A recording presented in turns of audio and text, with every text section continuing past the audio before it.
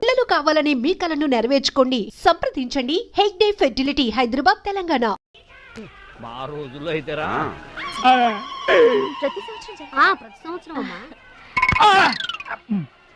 నువ్వా? పాతికిస్తావా? పాతికేంటి? పాలా ఇస్తావా? పావలా ఏంట్రా? పోనీ ఊరికే ఇస్తా. ఏంట్రా నువ్వు ఉంది అంటే అదేగా? అదే. నిన్ను చంపేస్తాన్రా.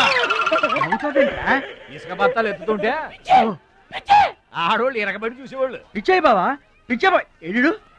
ప్రతి సంవత్సరం లాగానే ఈ సంవత్సరం కూడా జరగబోయే శ్రీరామనవమి పోటీలను మన ఊరి సర్పంచ్ గారు ప్రారంభిస్తారు.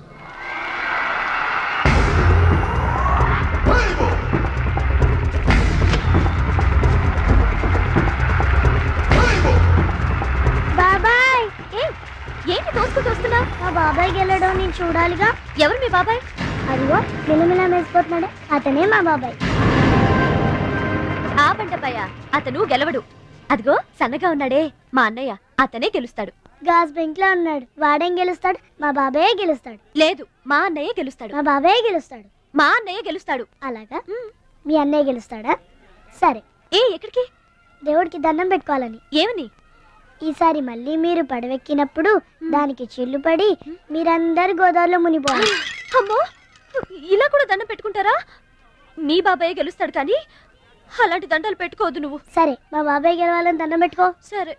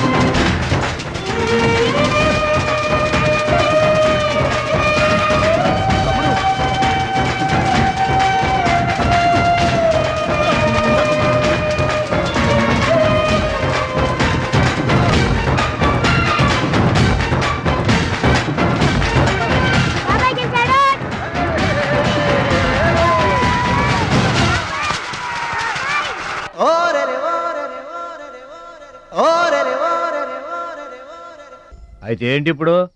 ఆడి గుండె జబ్బొస్తే నేను డబ్బులు ఇయ్యాలా? మీరిచ్చేదే ఉంది బాబాయ్, మా పొలం ఉంది కదా, అది అమ్మి. ఆహా, అమ్మి డబ్బు ఒట్టుకుపోదామని వచ్చావన్నమాట. మా తల్లే, వాటాలు పంచేయటానికి మీ 5 పూచు పుల్ల కూడా లేదు ఇక్కడ. మా అమ్మా నాన్న వాడిని డిగ్రీ దాకా చదివించారు, అది గుర్తుంచుకోండి. వాడు చదువుకున్నాడు కాబట్టే వాడికి 5 ఎకరాలు పంచారు. మీరు చదువుకోలేదు కాబట్టే మీకు 20 ఎకరాలు ఇచ్చారు. అయినా ఇవాళ వాడి ప్రాణం మీదకి వచ్చి అవసరమై వాడి పొలం వాడు అమ్ముకుంటానంటే మీరు అభ్యంతరం పెడతారేంటండి? అయినా వాడికి చదువు వచ్చింది, చదువుకున్నాడు. మీకు చదువు రాలేదు, చదువుకోలేదు. ఒళ్ళు రాలిపోతాయి మరో మాట మాట్లాడేవంటే. నాకు చదువు రాదు కాదు, ఆడి కోసం త్యాగం చేశా. అన్నయ్య నువ్వు పలక బల్పం పట్టుకో, నేను పలుకు పార పట్టుకుంటానన్న. అన్నయ్య నువ్వు బళ్ళోకి వెళ్ళు, నేను బర్రెల కాపలాకి వెళ్తానన్న. అన్నయ్య నువ్వు లాగు చొక్కా వేసుకో, నేను గోసి పెట్టుకుంటానన్న. ఇలా ఆడి కోసం త్యాగాలు చేయబట్టి ఆడు చదువుకొని గొప్పడు అయిపోయాడు. ఇంకా ఆడి కోసం త్యాగాలు చేసి నా పెళ్ళం పిల్లల రోడ్ల మీద అడుక్కు తినమంటావా? చెప్పు చోమహా. అలా అంటావేంటి బాబాయ్? 15 ఏళ్లుగా మా పొలం మీరు పండించుకుంటున్నా ఒక్క పైసా కూడా అడగలేదు. ఇవాళ అవసరం వచ్చి మా పొలం మేము అమ్ముకుంటామంటే కుదరదంటారేంటి? ఏంటి నిలదీస్తున్నావా? నీకు సమాధానం చెప్పాల్సిన అవసరం నాకు లేదు. పిచ్చయ్య గారు, మీరు మాట్లాడుతుంది ఏమీ బాగలేదు. అరే, ఆపరేషన్కి అవసరమై వాడి పొలం వాడు. పొలం మాట ఎత్తకుండా ఉంటావంటే నేను రాత్రికేడ పడుకొని పొద్దుటే వెళ్ళిపోండి, లేదా అక్కర్లేదు, మేమే వెళ్ళిపోతాం.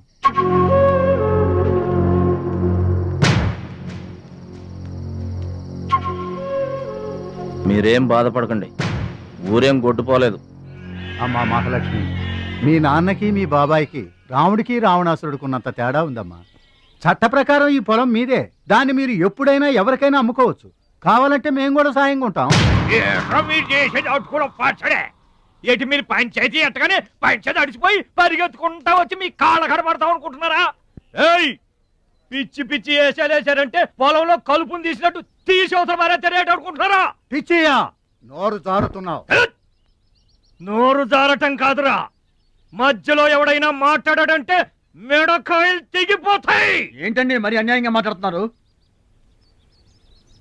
ఎవడ్రా నువ్వు?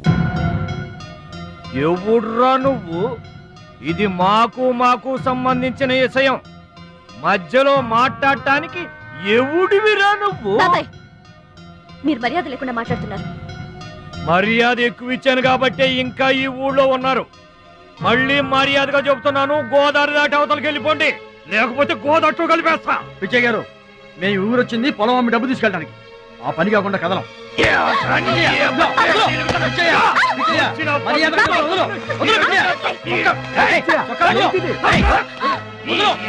ఇదే మావా తప్పు చేస్తున్నావు. నువ్వెవడ్రా చెప్పటానికి? మనిషిని రా పశువా. నాన్న మీదే చేసుకుంటావరా?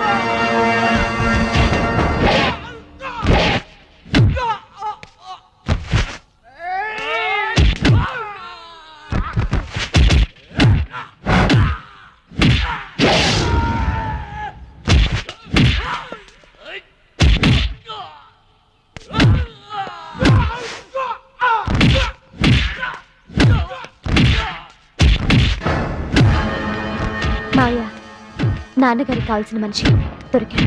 ఊళ్ళో పెద్ద మనిషిని నా మీద చేసుకుంటావా? ఒరే భద్రాచలం, నీ అంతు చూస్తాను రే. చూసారులే పొండ్రా, మొదలే చూడలేదు, నా అంతేం చూస్తారు? ఇంత గొడవ జరిగిన తర్వాత ఇక మా పొలం ఎవరుకుంటారు? ఎవరో కొనకపోతే నేను కొంటానమ్మా. చుబ్బలు కొంటావా? పిడి కావాలా? నీకు ఏది కావాలి? వారం తిరగకుండా మీ డబ్బులు మీ చేతిలో ఉంటాయి. ఉంటానండి. ప్రెసిడెంట్ గారు డబ్బిచ్చి నిన్నే హైదరాబాద్ పంపిస్తాన్నారయ్యా. నేను హైదరాబాద్ రావటం ఏంటి, ఊరుకోండి. ఏంటమ్మాయి గారు మీరు కంగారు పడుతున్నారు? ఆపరేషన్ చక్కగా జరుగుతుంది, మీ నాన్నగారు 100 ఏళ్ళు చల్లగుంటారు. ఏంటండి తప్పు మాట్లాడానా? భద్రాచలం అసలు నీ గురించి నువ్వెప్పుడైనా ఆలోచించుకున్నావా? ఆలోచించుకోవడానికి ఇంకేముంటుందండి, కష్టపడి పని చేయడం, కడుపు నిండా తినడం, ఏళ్ళకి తొంగోవడం, అంతేనా? అంతకు మించి ఇంకేముంటుందండి? ఉంది. నీలో నీకే తెలియని ఒక గొప్ప కళ ఉంది. నీకోసం ఎదురు చూసే ప్రపంచం ఒకటి ఉంది. ఒట్టండి, ఒక్క ముక్క అర్థం కాలేదండి. ఇందులో అర్థం కాకపోవడానికి ఏముందయ్యా? చూడు, నీళ్లలో మునిగిపోతున్న పడవను కాపాడి ఒడ్డుకు లాక్కొస్తుంటే నీలో సంజీవని పర్వతం మోసుకొస్తున్న హనుమంతుడు కనిపించాడు. పంచాయతీలో అంతమందిని చితకబాదేస్తుంటే కొండల్ని పిండి చేస్తున్న భీముడు నీలో కనిపించాడు. చూడు భద్రాచలం, ఇన్నాళ్లుగా నీలాంటి వాడి కోసమే వాళ్ళ నాన్నగారు వెతుకుతున్నారయ్యా. నువ్వు వాళ్ళ నాన్నగారి చేతిలో పడితే టైకొండో ఛాంపియన్ అవుతావు. తాయికొండ? టైక్వాండో. భద్రాచలం కొండ తప్పితే నాకు ఇంకొక కొండ తెలియదండి బాబు. అందుకే నువ్వు తెలుసుకోవాలి. నువ్వు హైదరాబాద్ రావాలి.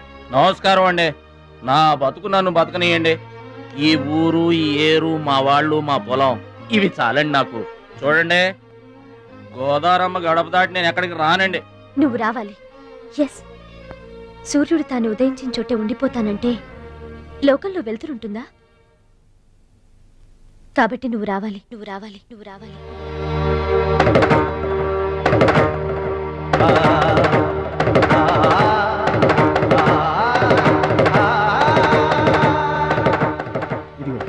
ఇది మా అడ్రస్ కార్డు. నువ్వు ఎప్పుడైనా రావచ్చు. ఏమా బయలుదేరదాం?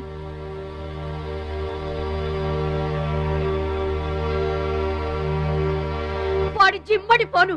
వాడు నాశనం అయిపోను, వాడి చేతులు విరిగిపోను. పసిపిల్లలని కూడా చూడకుండా కొట్టాడమ్మా వాడు. వాడి కొంప కూలిపోను. మింగడానికి మెతుకులేని పొండాకోర్లు నా మొగుడిని కొడతారా? వీళ్ళు నాశనం అయిపోను. పుట్టింట్లో కూడా పడని తిట్లు ఎదిరింటోళ్ళతో పడాల్సి వచ్చింది. నాకు ఈ కర్మ ఏంటండి? రేయ్, వదలండ్రా. మిమ్మల్ని అంత తేలిగ్గా వదలను. నా తడాక ఏంటో చూపిస్తా. మీ అంతు తేలుస్తా. రేయ్, మర్డర్ కేసులో ఇరికించి మిమ్మల్ని అందరినీ బొక్కలో దాయిస్తానే అనుకుంటున్నారా? నా మాట విను మావా, నీ చేతులు పట్టుకుంటామా? ఇంకా మీ మాటినేది. నా మీద చేసుకున్నంత గొప్పోడైపోయా మీ తమ్ముడు. రేయ్, నా దిగువ పొలమే మీదే, అది గుర్తుంచుకోండి. నేను గట్టు బిగించానంటే పొట్టు నీళ్లు కూడా మీ చెవులోకి రావు. నేను కాదన్నానంటే బస్తా ధాన్యం కూడా బయటికి రాదు. ఆకలితో మన మాడి అనుకుంటున్నారు. వాడి మీద కోపం మా మీద చూపించకమా, పిల్లలు గలవాళ్ళం మలమల మాడిపోతామా. నీకు దండం పెడతాను బా, వాడు చేసిన తప్పు చావగొట్టి చెవులు మొయ్యటం అంటే ఇదే. ఆడు కాళ్ళు ఎరగొట్టమును, మీరు కాళ్ళు పట్టుకొని బతుకులాటమునా? ఏటని ఈ అబ్బా నాటకాలు ఆడుతున్నారా? అదిగో వాడే వస్తున్నాడు కదమ్మా, వాడి చేత నీ కాళ్ళు పట్టుకోమా. వచ్చి మా కాళ్ళు పడతాం.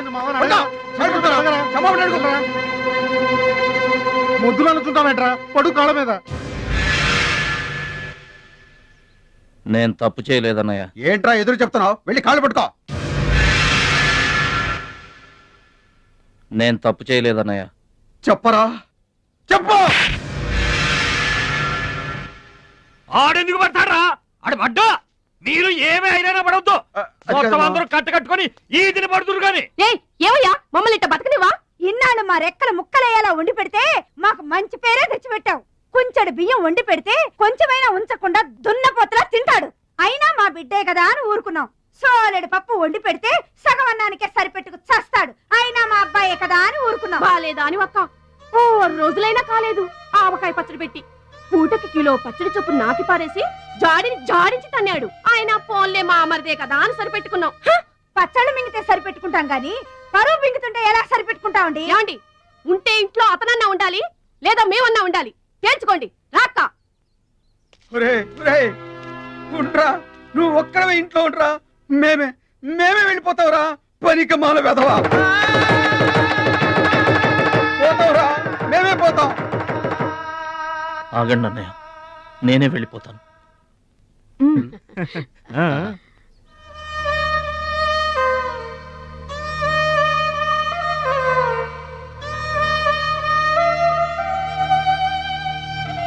ఆగో, ఆ సూట్ కేసులో ఏం తీసుకెళ్తున్నారో చూడండి.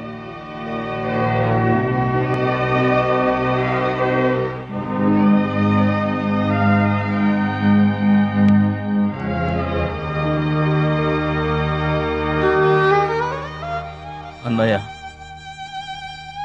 మీకు ఒకళ్ళకొకళ్ళు తోడున్నారు, నాకెవరున్నారు? అమ్మ నాన్నలే నాకు తోడు.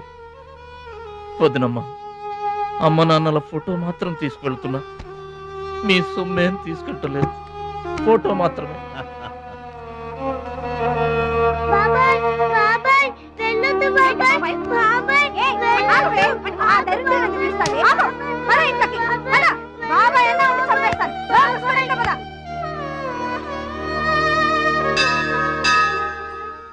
చిట్టమ్మ, నా కోసం ఎవ్వరూ రాకపోయినా నువ్వు వస్తావని నాకు తెలుసు. అందుకే ఇక్కడ కూర్చున్నా. ఎక్కడికి వెళ్తున్నావు చిన్నాన్న? పట్నానికమ్మా. నీ దగ్గర డబ్బులున్నాయా? నా దగ్గర డబ్బులు లేవమ్మా. పట్నం వెళ్తున్నానుగా, బోల్డ్ డబ్బులు తెచ్చిస్తా నీకు. ముందు వెళ్ళడానికి లేవు గాని వచ్చిన తర్వాత ఇస్తాడంట పెద్ద.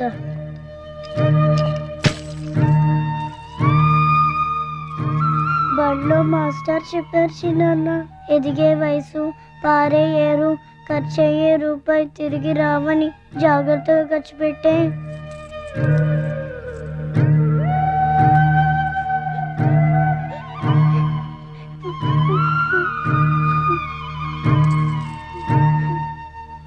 పట్నం నుండి నీకేం తీసుకురాను? మంచి పేరు తీసుకురా. ఈ ఊర్లో అందరు నేను మంచోడు అంటారుగా, అలాగే పట్నంలో కూడా అందరి చేత మంచివాడు అనిపించుకోవాలి. మా అమ్మ నాన్నలు కూడా నేను చాలా మంచివాడు అనాలి. సరేనా? గేదె పాలంత స్వచ్ఛమైన మనసు అన్నది నీకంతా మంచి జరిగింది. మంచోడికి లోకంలో అంతా మంచి జరుగుద్ది. నీకేం భయం లేదు. నీకు అక్కడ ఏ ఇబ్బంది వచ్చినా వెనక ముందు చూడకుండా వచ్చేసేయ్. నువ్వు చేసే కష్టానికి ఎక్కడైనా కళ్ళకద్దుకుని పళ్ళలో పెట్టుకుంటారు భద్రాచలం. ఇదిగో డబ్బు. వద్దండి. ఉంచరా, మా దగ్గర మొహమాట ఏంట్రా? ఉంచు.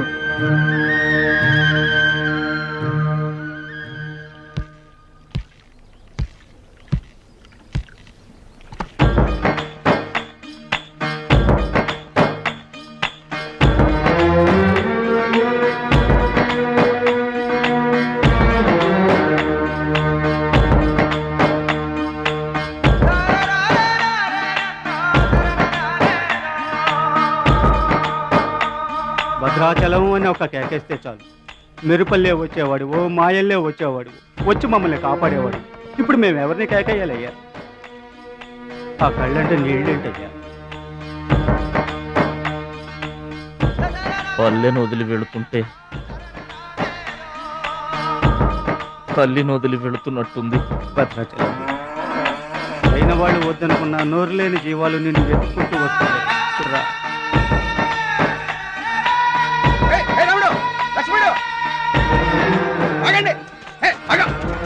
రాముడు, లక్ష్మణుడు, బాబాయ్.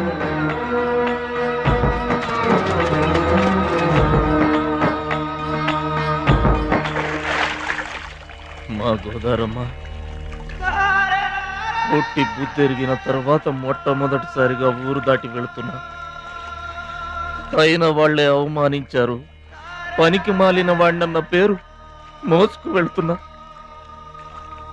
రే భద్రాచలం, నువ్వు చాలా గొప్పోడివిరా అని మా వాళ్ళందరూ అనుకున్న రోజునే మళ్ళీ ఈ గడ్డ మీద కాలు పెడతా. అప్పుడే ఈ నీళ్లు మళ్ళీ తాగుతా. దీవించమ్మా.